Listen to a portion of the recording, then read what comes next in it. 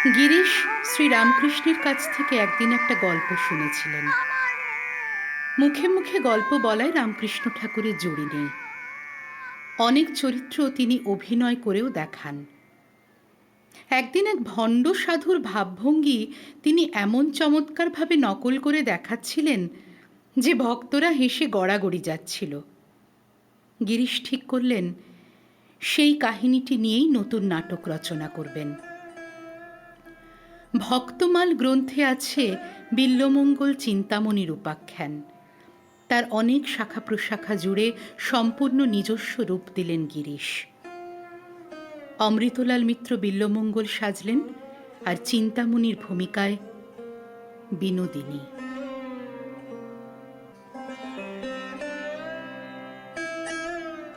নাটক একেবারে জমজমাট। স্টার থিয়েটারের আবার ভাগ্য ফিরে গেল। প্রতিদিন টিকিট ঘর খোলা মাত্র হাউসফুল। পত্রপত্রিকাতে উচ্চ প্রশংসা বেরুল এই নাটকের। কিন্তু দারুণ আঘাত পেল বিনোদিনী। কোনো সমালোচকই চিন্তামণির অভিনয়ের গুরুত্ব দিল না, বরং সবাই মুক্ত কণ্ঠে বাহবা দিল পাগলিনীর ভূমিকায় গঙ্গামণিকে। প্রতিটি শোতে গঙ্গামণিকে দেখলেই দর্শকরা হাততালি দিয়ে ওঠে। তখন বিনোদিনীকে খুব ম্লান মনে হয়। বঙ্গ রঙ্গমঞ্চের সম্রাজ্ঞী এই নাটকে ক্ল্যাপ পায় মাত্র 2 বার, আর গঙ্গামণি পায় 11 বার।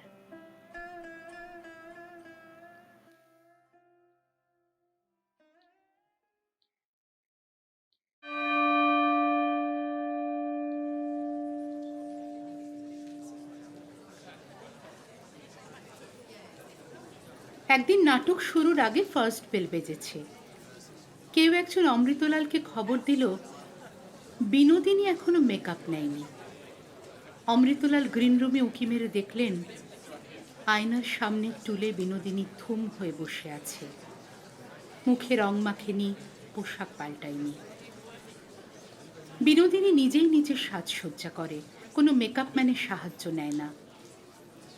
গ্রিন রুমে সে একা। অমৃতলাল উদ্বিগ্ন হয়ে কাছে এসে বললেন, কি রে বিনোদ, তুই এখনো তৈরি হসনি? শরীর খারাপ লাগছে নাকি? বিনোদিনী মুখ তুলেছে, কয়েক মুহূর্ত নীরব রইল।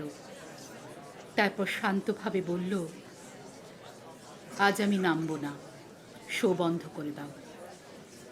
অমৃতলাল একথা শুনে বিশেষ অবাক হলেন না। ইদানিং বিনোদিনী প্রায়ই নানা রকম বায়নাক্কা শুরু করেছে। এখন নরম গরম কথায় তার মান ভাঙাতে হবে। অমৃতলাল বিনোদিনীর পিঠে হাত দিয়ে বললেন, কি বলছিস রে পাগলি? হঠাৎ আজ শো বন্ধ হবে কেন? উইংসের ফাঁক দিয়ে একবার দেখে আয়, ভেতরে তিল ধারণের জায়গা নেই। অমৃতলালের হাত টেনে সরিয়ে দিয়ে বিনোদিনী বলল, সবাইকে টিকিটের পয়সা ফেরত দিয়ে দাও, আজ আমি এক্ষুনি বাড়ি চলে যাব। অমৃতলাল বললেন, কেন শো হবে না সেটা বলবি তো? দর্শকদের একটা কারণ দেখাতে হবে না? বিনোদিনী দৃপ্ত ভঙ্গিতে উঠে দাঁড়িয়ে তেজের সঙ্গে বলল, আমার ইচ্ছে তাই শো বন্ধ থাকবে। আমার ইচ্ছে অনিচ্ছের দাম নেই। স্টার থিয়েটারটা হয়েছে কার জন্য? এই বিনোদিনী দাসী তার শরীর বেচে সব পয়সা জুগিয়েছে। সেসব কথা ভুলে গেছো তোমরা? অমৃতলাল বললেন, না রে, ভুলবো কেন? তোর জন্যেই তো সব। তোকে কি কেউ কিছু বলেছে? ঝট করে তৈরি হয়ে নে। হুট করে শো বন্ধ করে দিলে কি চলে? দর্শকরাই হচ্ছে আমাদের ভগবান। দর্শকদের নিরাশ করলে আমাদের পাপ হয়। নে নে, আর দেরি করিস নি। শো শেষ হয়ে গেলে তোকে কে কি বলেছে শুনবো। কে আবার কি বলবে? আমি এ নাটকে আর নামবো না, বিল্বমঙ্গল বন্ধ করে দাও। তুই কি বলছিস রে বিনোদ? অনেক দিন বাদে এই পালাটা হিট হয়েছে, ঘরে পয়সা আসছে, এমন সময় নাটক কেউ বন্ধ করে? চৈতন্যলীলাও হিট হয়েছিল, সেটা আবার নামাও, কিংবা দক্ষযজ্ঞ। লোকে পুরনো নাটক কবার দেখবে? বিল্বমঙ্গল সবে সাড়া জাগিয়েছে। গ্রামগঞ্জ থেকে কাতারে কাতারে লোক এই নাটক দেখার জন্য ছুটে আসছে। তোকে দেখবার জন্যই আসছে। শোনো ভুনি দাদা, বারবার এক কথা বলো না। বিল্বমঙ্গল আমার পছন্দ নয়, আমি এতে পাঠ করব না। নামতে পারি এক শর্তে, এই নাটক থেকে ওই গঙ্গা হারামজাদিটাকে বাদ দিতে হবে। আজ থেকেই যদি পাগলিনীর পাঠটা একেবারে বাদ দিতে পারো, তাহলে আমি মেকআপ নিতে পারি। বলো, রাজি আছো? অমৃতলাল একটা দীর্ঘশ্বাস ফেললেন। গিরিশবাবু আজ উপস্থিত নেই, তিনি অসুস্থ রামকৃষ্ণকে দেখতে গেছেন। এখন বিনোদিনীর গোঁ কে সামলাবে? এদিকে সেকেন্ড বেলও বাজল, এবার দর্শকরা অধৈর্য হয়ে উঠবে। তিনি ধীর স্বরে বললেন, নাটকের কোনো রোল যখন তখন বাদ দেবার মালিক কি আমি? নাট্যকার কে, পরিচালকই বা কে, তা কি তুই ভুলে গেলি? গিরিশবাবু থাকলে তার মুখের ওপর তুই এমন কথা বলতে পারতি? শোন বিনোদ, আমাদের গুরুদেবও এত ভালো নাটক খুব কম লিখেছেন। পাগলি সেজে গঙ্গামণি বিলকি ছিলকি বকছে আর মজার গান গাইছে বলে অত হাততালি দিচ্ছে লোকে, কিন্তু তোর চরিত্রটা কত গভীর। তোর চিন্তামণির জন্য মানুষ তোকে চিরকাল মনে রাখবে। বিনোদিনী বলল, ওসব কথা ছাড়ো। তোমার আমার গুরু ইচ্ছে করেই গঙ্গার পাড়টা অতখানি তোল্লাই দিয়েছেন যাতে আমি ডাউন খেয়ে যাই। এইভাবে তোমরা আমাকে স্টার থেকে তাড়াতে চাও, তা আমি বুঝি না। অমৃতলাল বললেন, কেন যে তোর মাথায় এই কথাটা ঢুকেছে? কে তোকে তাড়াতে চায়? তুই স্টার থিয়েটারের প্রধান অ্যাসেট, তোর নামে টিকিট বিক্রি হয়। আর একটা কথা শোন, নাট্যকার কোন চরিত্রটা কি জন্য কেমন ভাবে গড়েছেন তা নিয়ে কোনো কথা বলা আমাদের সাজে না। বিনোদিনী বলল, আমার টাকা এই থিয়েটার হল, অথচ তোমরা আমার নামটা রাখলে না, আমার ইচ্ছেরও তোমরা মূল্য দাও না। অমৃতলাল বললেন, ওসব তো পুরনো কথা, এখন কি ওসব আলোচনার সময়? তুই মুখে রং মাখবি কিনা বল। বিনোদিনী বলল, আমার শর্ত তো তোমায় জানিয়ে দিয়েছি, গঙ্গার রোল পুরো বাদ দিতে হবে আজ থেকেই। অমৃতলাল এবার দৃঢ়ভাবে বললেন, গঙ্গার ডায়লগের একটা অক্ষরও আমি বাদ দিতে দেব না, ওর রোল যেমন আছে তেমনি থাকবে। তাতে তুই রাজি না হলে প্লে হবে না। আমি দর্শকদের জানিয়ে দিচ্ছি, নায়িকা বিনোদিনী বেঁকে বসেছে বলে বিল্বমঙ্গল বন্ধ। অমৃতলাল গ্রিন রুম থেকে বেরিয়ে যেতে উদ্যত হলে বকুনি খাওয়া বাচ্চা মেয়ের মতো মুখ ভার করে বিনোদিনী বলল, দাঁড়াও ভনি দাদা, আমার এন্ট্রেন্স একটু পরে আছে, আমি আজকের মতন করে দিচ্ছি, তুমি ড্রপ সিন তুলে দাও, কিন্তু পরের একটা হেস্তনেস্ত করতে হবে, তা বলে রাখছি কিন্তু। যথাসময়ে এই পুরো ঘটনাটাই গিরিশের কানে গেল।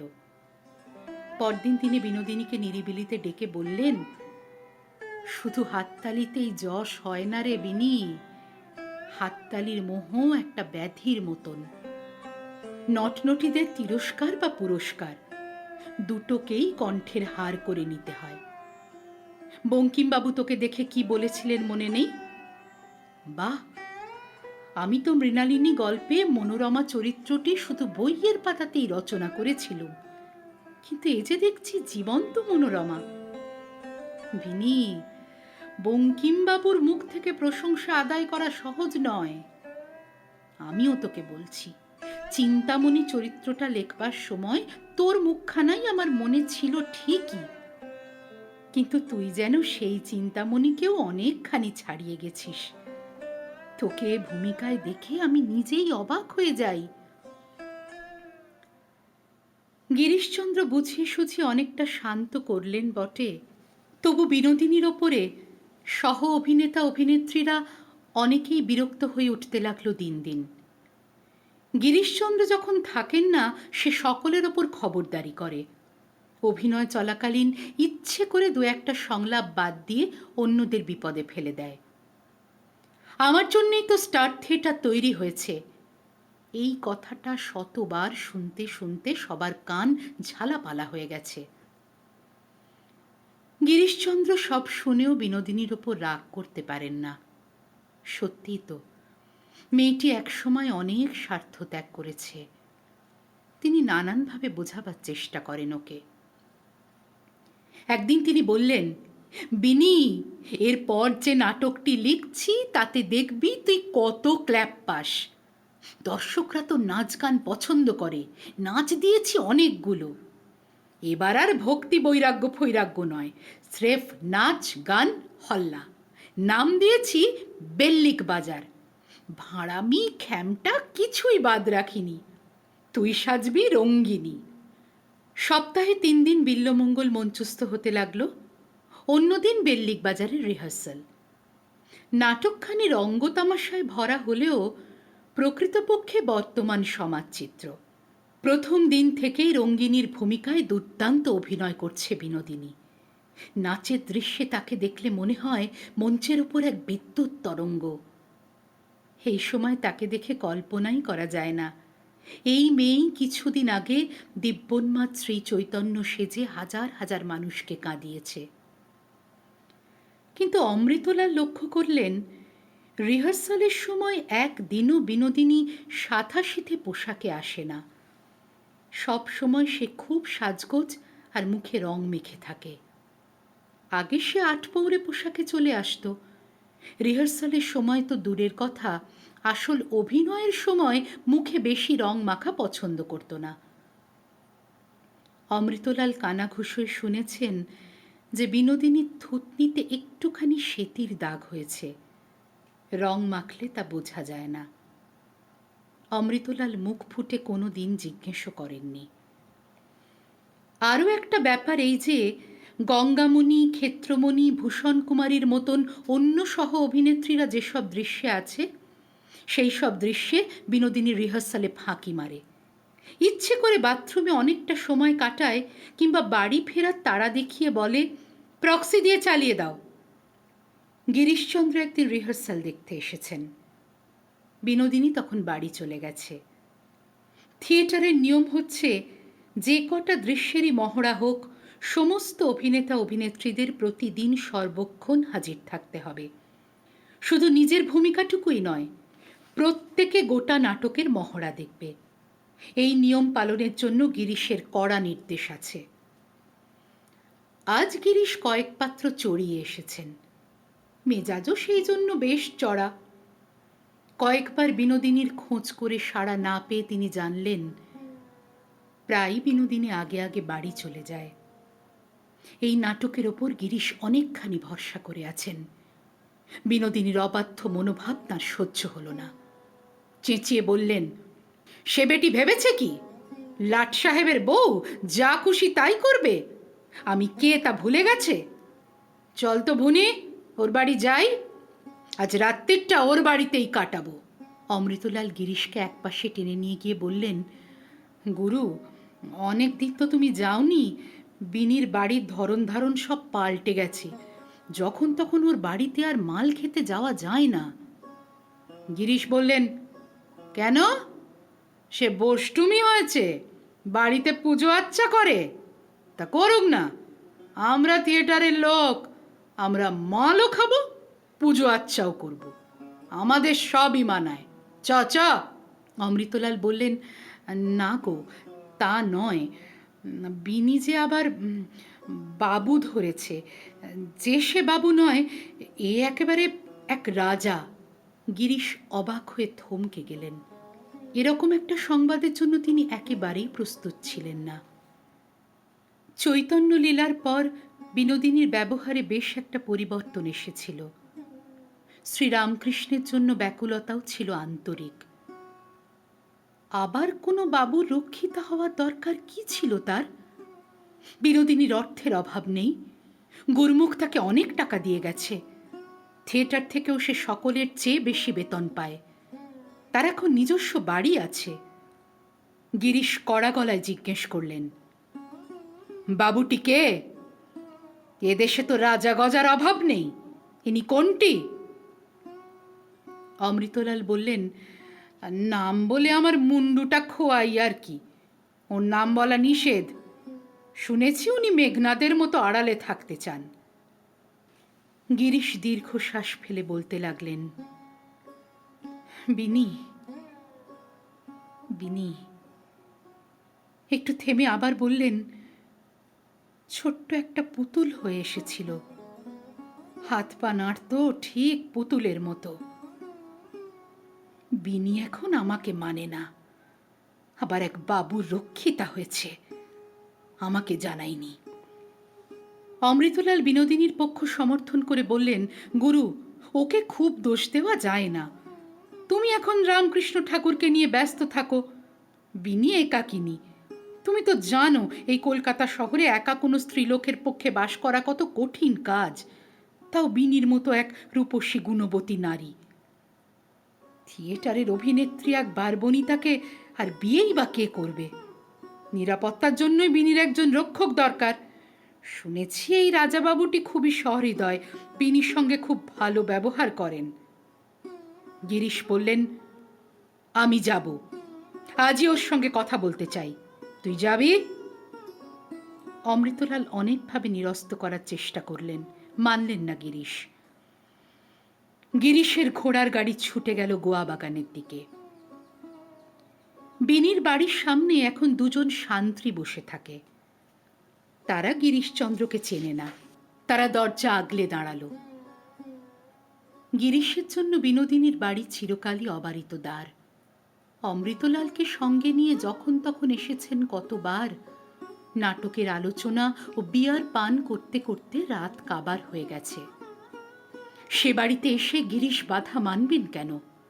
রক্তচক্ষে রক্ষীদের দিকে তাকিয়ে বললেন, হট, হটে যা আমার সামনে থেকে। অমৃতলাল প্রমাদ গুনলেন। একটা না সাংঘাতিক অপ্রীতিকর কিছু ঘটে যায়। রক্ষীরা কিছু বুঝবে না। রাজাবাবু যদি এখানে এখন এসে থাকেন, তাহলে বিনোদিনী বিব্রত বোধ করে দেখা করতে চাইবে না। দৈবাত রাজাবাবুর মুখোমুখি পড়ে গেলে গিরিশ যে কি বলবেন তার ঠিক নেই। অমৃতলাল গিরিশের হাত ধরে টেনে বললেন, গুরু, চলো আজ ফিরে যাই। এই সেপাই ব্যাটারা তো কোনো কথাই বোঝে না। কাল বিনিকে খবর পাঠালে সে নিশ্চয়ই তোমার সঙ্গে দেখা করবে। হাত ছাড়িয়ে নিয়ে গিরিশ ওপরের দিকে মুখ করে চেঁচাতে লাগলেন, বিনি, বিনোদ, নেমে আয়। একটু পরেই খুট করে শব্দ হয়ে সদর দরজা খুলে গেল। সাদা শাড়ি পরা একজন কৃষকায়া দাসী এসে মৃদু গলায় বললে, ও গো বাবু, আজ বাড়ি যাও, দিদিমণির অসুখ করেছে, আজ দেখা হবে নি। দাসীটি পুরনো এবং চেনা। গিরিশ তাকে দেখে বললেন, হ্যাঁ রে পদি, তোর দিদিমণি জানে আমি এসেছি? আমার ডাক শুনতে পেয়েছে? দাসী বলল, হ্যাঁ গো, বারণ্ডা থেকে দেখেছে তোমাকে, দিদিমণির অসুখ গো। গিরিশ বললেন, আগে তার অসুখ হলে সবচেয়ে প্রথমে আমাকে ডেকে পাঠাতো, এখন সে আমাকে ওপরে ডাকলই না। অমৃতলাল এবার প্রায় ঠেলতে ঠেলতেই গিরিশকে নিয়ে গেল ঘোড়ার গাড়ির দিকে। গাড়ির পাদানিতে পা দিয়েও থেমে গেলেন গিরিশ। ঘাড় ঘুরিয়ে একবার দেখলেন বিনোদিনীর বাড়ির 3 তলার এক আলো জ্বলা ঘরের দিকে। তারপর আগুনের হলকার মতন বড় বড় নিঃশ্বাস ফেলতে ফেলতে বললেন, ধরাকে সরা জ্ঞান করছে। একটা মাটির পুতুলকে আমি গড়ে পিটে মানুষ করেছি। তার চলন বলন, হাসি কান্না আমি শেখাইনি। ওকে যাতে মানায় সেই রকম ক্যারেক্টার আমি তৈরি করেছি আমার নাটকে। সেই সব রোলে পাঠ করে ওর নাম হয়েছে। যত রাজা মহারাজা বাবুই ধরুক না কেন, তা বলে ঠিক সময় রিহার্সালে আসবে না? এত দিমাগ! থিয়েটারের একটা ডিসিপ্লিন নেই। ও এমন মাথায় চড়ে বসলে অন্য নট নটিরা আমাকেই দুষবে না? থিয়েটারের জন্য আমরা অন্য সব কিছু ছাড়িনি। ভুনি, যাকে আমি নিজের হাতে গড়েছি তাকে আমি আবার ভেঙে ফেলতেও পারি। আমি যদি চাই তাহলে শুধু স্টার কেন, অন্য কোনো থিয়েটারেও স্থান হবে না। অমৃতলাল বলল, ও সব কথা আজ থাক, গলা শুকিয়ে গেছে, চলো অন্য কোথাও গিয়ে মাল খাই। গিরিশ বললেন, ভুনি, আমাকে একতাল মাটি দে, আমি আবার একটা পুতুল গড়ব। সেই পুতুলে প্রাণ প্রতিষ্ঠা করব। আমার অঙ্গুলি হেলনে সে নাচবে, গাইবে, আমার শেখানো কথায় সে দর্শকদের হাসাবে, কাঁদাবে। আর একটা আনকোরা মেয়ে জোগাড় করে আন, আমি তাকে বিনোদিনীর চেয়েও অনেক বড় অ্যাক্ট্রেস করে তুলব।